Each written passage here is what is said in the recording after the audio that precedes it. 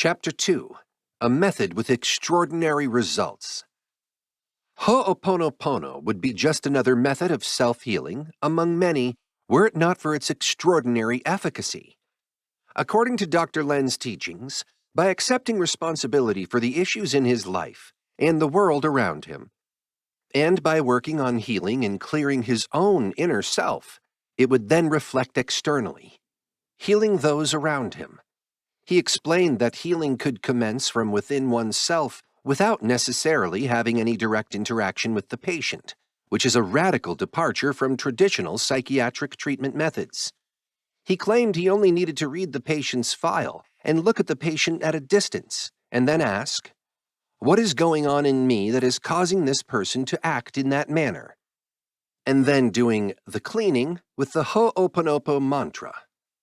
The late Dr. Len's amazing story of healing mentally ill patients through the use of his mantra can be heard in an interview on YouTube, and it became widely known through the book Zero Limits by Joe Vitale, who describes meeting and learning from Dr. Len. This book enormously popularized the Ho'oponopo method in the Western world, mainly because of Joe Vitale's popularity, as he had participated in the famous movie The Secret. The account of this book, Zero Limits, details how the ward where Dr. Len worked had a changed atmosphere and how patients who were previously violent became less so and were eventually discharged. In the book, Joe Vitale interviewed some of the hospital's personnel who confirm the story. Dr. Hugh Len co-authored this book with Joe Vitale, which discusses this very concept, although his direct participation in the writing process of the book has been discarded, as Dr. Len stated that he had yet to even read the whole book. Joe Vitale has also mentioned that he wrote the book in just a couple of weeks, without help from Dr. Hugh Len. Therefore, most of Dr. Len's particular ideas about the cleansing process can only be obtained directly from him in his interviews, which are available on YouTube.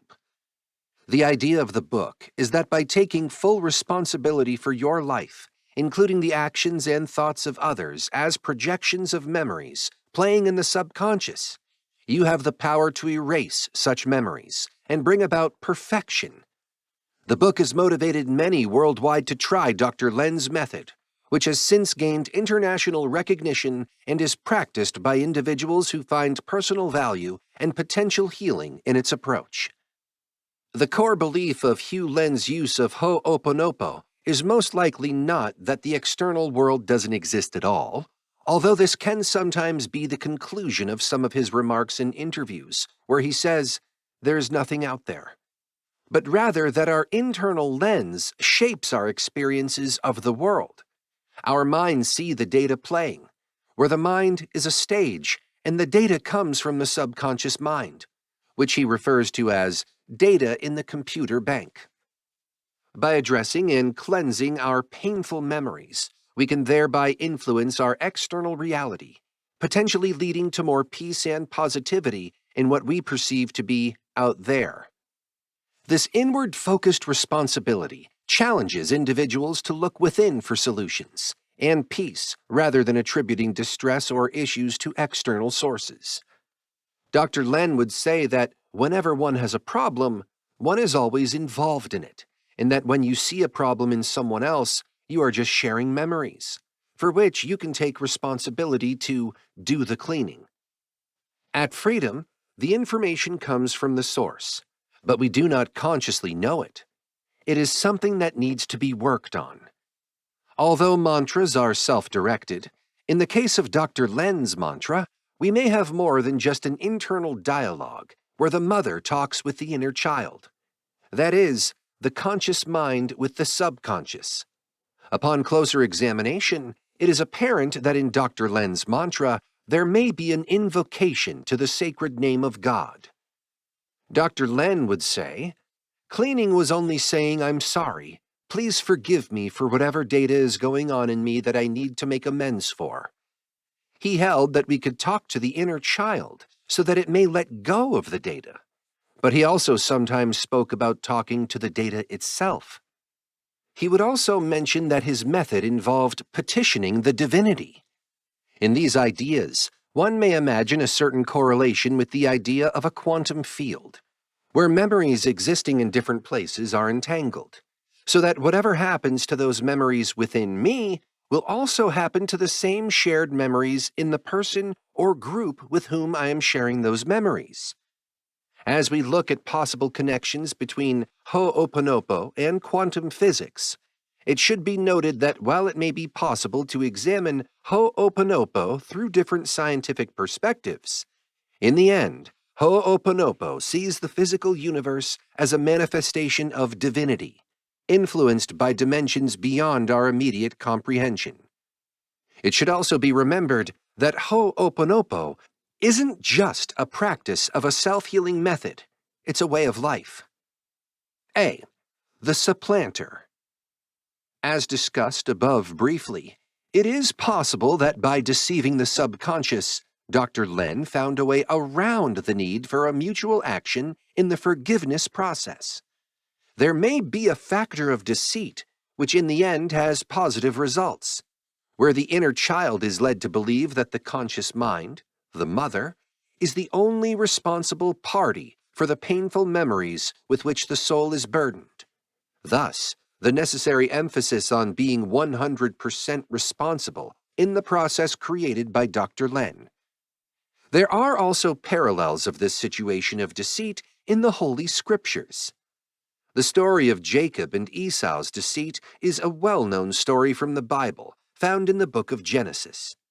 It narrates how Jacob, the younger twin, deceives his brother Esau and their father Isaac to obtain blessings meant for the firstborn.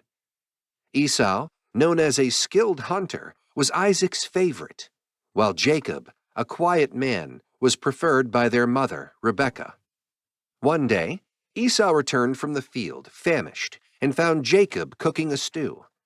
Esau asked for some, but Jacob bargained for Esau's birthright in exchange for the stew. Esau, indifferent to the long-term consequences and driven by his immediate hunger, agreed.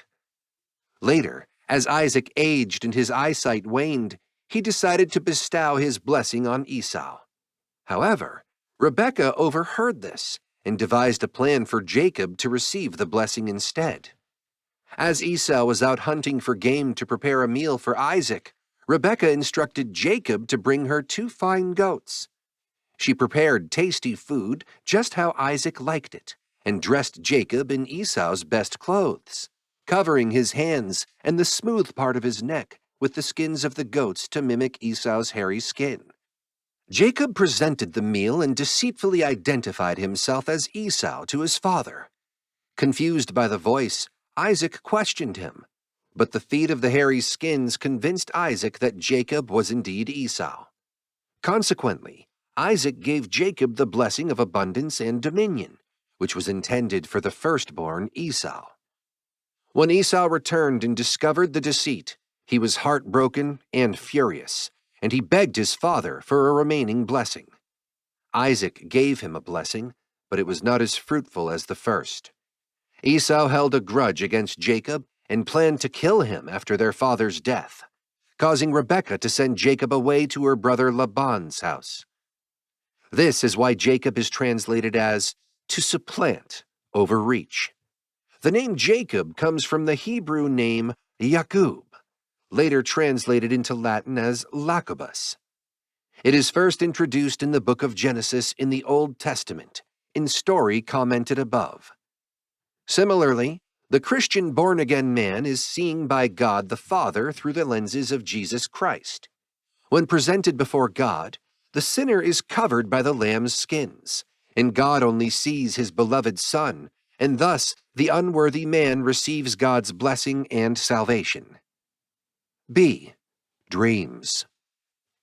There are other applications to this confusion by the subconscious regarding actual events and those that are simply imagined.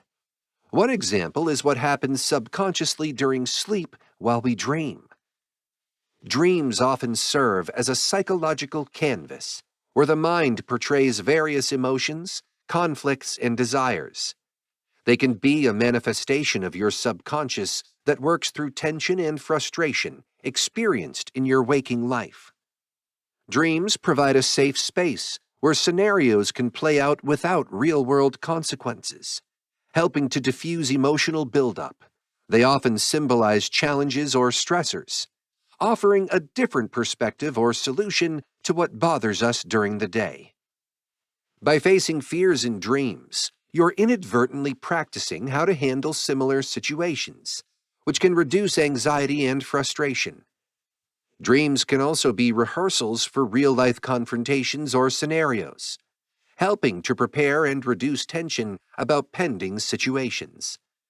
They can fulfill unmet desires or needs, which can be a form of psychological comfort and relaxation, easing frustration. Dreams help process and make sense of emotional experiences, a crucial aspect in managing frustration and finding peace. Through metaphorical imagery, dreams can offer insights into our feelings and behaviors that lead to tension, offering a chance for self-evaluation and growth. The process of dreaming itself may relieve tension, almost like mental housekeeping, keeping our minds better equipped to handle the stresses and frustrations of day-to-day life. This shows that our subconscious might be led to believe that all necessary parties in any given problem are present, and it is able to release painful memories. When our conscious mind assumes full responsibility for a given situation, which may be causing emotional pain. Dr. Len said, "The universe is interested in whether I make myself 100% responsible, then the universe will sing hallelujah." Perhaps Dr. Len found a way to deceive our inner child by assuming 100% responsibility, thus eliminating the need of an external party to participate in the forgiveness experience. What matters, after all, is what happens inside of us, in the sense that is the inner child, i.e., the soul, which has the ability to release and let go of the painful memories which manifest as problems.